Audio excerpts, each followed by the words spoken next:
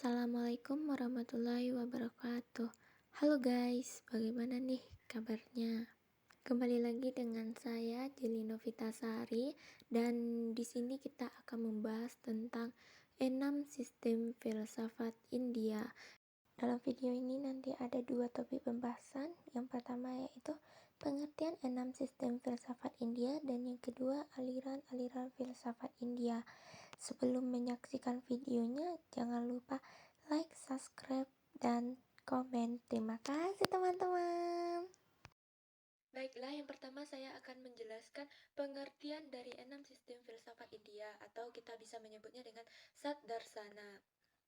Kata darsana berarti persepsi langsung, pandangan kontemplatif, penglihatan spiritual. Secara filosofis, kata darsana berarti pengetahuan tentang prinsip tertinggi atau pola yang melandasi kreasi fenomenal dan tentang pembagian kategori unsur-unsur yang membentuk pola-pola tersebut.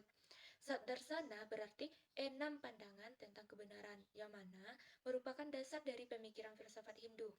Aliran-aliran ini merupakan filsafat India yang dikembangkan sebagai hasil pengetahuan yang didapatkan melalui Veda, Brahmana, Upanishad, dan Purana dalam sejarah pemikiran India. Keenam filsafat tersebut dapat dikelompokkan menjadi 3 pasangan ganda, yaitu Nyanya dengan Vaisesika dan Samkhya dengan Yoga Mimamsa dengan Vedanta. Keempat pemikiran Samkhya Yoga, Mimamsa, dan Vedanta adalah bersifat spekulatif, dalam artian menjelaskan hakikat alam semesta sebagai suatu kesatuan yang menyeluruh. Sedangkan Nyanya dan Vaisesika merupakan filsafat yang bersifat analitis serta menjunjung tinggi akal sehat dan sains. Bagian pertama yaitu Nyanya dan Vaisesika. Yang pertama saya akan menjelaskan tentang Nyanya. Nyanya merupakan aliran dalam filsafat realitas, yaitu bahwa keberadaan dunia berdiri sendiri dan terlepas dari pikiran. Pikiran merupakan perantara dari yang diketahui, baik yang terbatas ataupun tidak terbatas. Dalam pandangan aliran Nyanya, tujuan tertinggi untuk mencapai pelepasan melalui pengetahuan yang benar. Sumber utama dari Nyanya adalah Nyanya Sutra yang ditulis oleh Resi Gautama yang juga dikenal dengan nama Aksapada dan Dirgatapas, kurang lebih pada abad ke-4 sebelum Masehi. Sistem filsafat Nyanya memang mengemukakan 16 pokok pembicaraan, diantaranya seperti Pramana, Prameya, Samsaya, Prayojana, Dursanta, Siddhanta, dan sebagainya. Walaupun sistem Nyanya mengutamakan logika, ia juga berurusan dengan yang lain loh, seperti jiwa, pikiran, tubuh, intelek, panca indera, serta objek-objek lainnya. Realisme Nyanya tidak hanya membicarakan logika, tapi juga membicarakan ganjaran baik dan buruk dari tindakan manusia, hakikat kemauan, kesalahan, kesakitan, perpindahan jiwa, dan pembebasan akhir. Nah, selanjutnya Vaisesika. Vaisesika berarti karakter pembeda atau kekasan. Filsafat yang berpaham realisme pluralistik bahwa kebianekaan merupakan jiwa alam semesta. Vaisesika dibangun oleh Resi Kanada yang juga dikenal sebagai Khanabuk, Uluhu, dan Kashyapa. Vaisesika percaya dengan adanya otoritas Veda dan hukum karma. Hukum karma adalah hukum moral alam semesta, sedangkan Veda adalah kata-kata Tuhan yang bersifat otoritatif. Atom dan jiwa hadir bersama dengan Tuhan. Tuhan semata-mata memberikan mosi atau bisa disebut dengan ketetapan kepada atom dan jiwa tersebut dan mempersiapkan roda agar berputar. Di sini juga dikatakan semesta juga diarahkan oleh hukum karma yang mencerminkan oleh kekuatan tak nampak yang menyebabkan sesuatu atau karma itu dan memunculkan akibat pala. Kekuatan tak nampak tersebut memerlukan Tuhan sebagai supervisor dan pengendali. Samkhya dan Yoga. Yang pertama kita akan menjelaskan tentang Samkhya. Samkhya berasal dari dua kata yaitu sam yang berarti bersama-sama dan khya yang berarti bilangan. Samkhya berarti susunan yang berukuran bilangan atau juga bisa berarti pengetahuan yang sempurna. Menurut Samkhya, pribadi yang tampak bukanlah pribadi yang sebenarnya, melainkan khayalan. Pribadi yang sesungguhnya adalah perusa atau roh itu sendiri. Samkhya menekankan pada unsur dualitas sebagai awal terjadinya alam semesta, yakni perusa dan prakerti. Kalau perusa adalah rohani dan prapekti adalah asas kebendaan atau jasmani. Menurut Mas Wira, prabekti tergantung pada aktivitas dari unsur pokok gunanya sendiri. Nah, ini nih bersifat metafisika. Kalau prabekti merupakan ketidakadaan kecerdasan seperti seutas tali yang terdiri dari 3 bagian pintalan yang terbentuk dari triguna. Ajaran Samkhya menjelaskan bahwa asas prakerti merupakan pantulan dari Maha Kuasa atau dari Tuhan. Samkhya merupakan aliran yang mengemukakan realitas tentang adanya asasi yang bersama-sama menyusun realitas dunia. Ajaran ini pertama kali dicetus oleh Sasaka Kapila pada abad ke-5.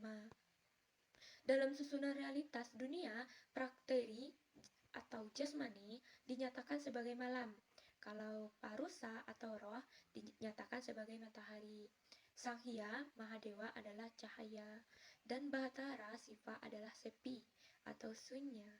Adapun hakikat alam semesta di mana utara adalah awal, tingginya tak bisa dijangkau, itulah alam kekosongan atau sunya pada. Budi niskala berpusat pada kesabaran atau cipta. Dari sanalah asal muasal dan tujuan yang disebut siva paramarsa. Ketiganya merupakan tempat kelepasan, khususnya pada kesatuan dari raga, atma dan batara.